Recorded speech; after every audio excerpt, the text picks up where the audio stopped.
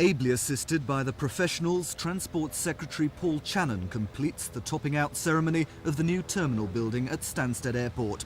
A 15-ton panel, the last of 121 comprising the roof of the building, swings gracefully into place.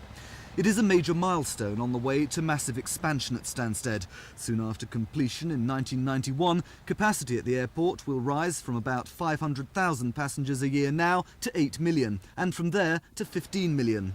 But what about the more long-term future, not just for Stansted, but for airports throughout the Thames region? In 1987, London's airports handled 57 million passengers a year. By 1995, Department of Transport figures project 75 million a year. That's full capacity for the airports. And by the year 2000, demand could be as high as 114 million passengers a year.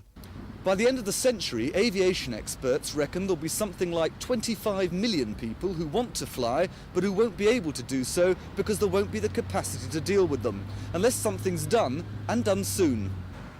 Terminal capacity, the ability of airports to deal with passengers on the ground, can be dealt with by building new terminals. New flight patterns and air traffic control practices should be able to cope with more planes in the air. The biggest problem is the lack of landing space, and the options aren't easy. Heathrow is very nearly up to its official quota of 310,000 landings and takeoffs. With or without yet another terminal, it soon won't be able to take any more flights. A second terminal at Gatwick opens soon, but no further expansion is possible without another runway, and the government's ruled that out for at least 40 years. London's other major airport, Luton, under present planning constraints, could only increase capacity from its present 3.5 million to 5 million passengers. Which brings us back to Stansted, which aviation experts say is the only realistic site for further expansion. But the Transport Secretary ruled that out today, and he didn't seem to have any other plans up his sleeve either. There's no need for me to think about the year 2000 yet. Of course, there'll come a time when it is necessary, but that time has not yet been reached. So I repeat what I said before, that we are satisfied that with all the airport expansion that is now going ahead, that it's adequate for the foreseeable future. If the government aren't making plans, the British Airports Authority soon will be. They know they're going to need more runways, and they know that Stansted does make sense.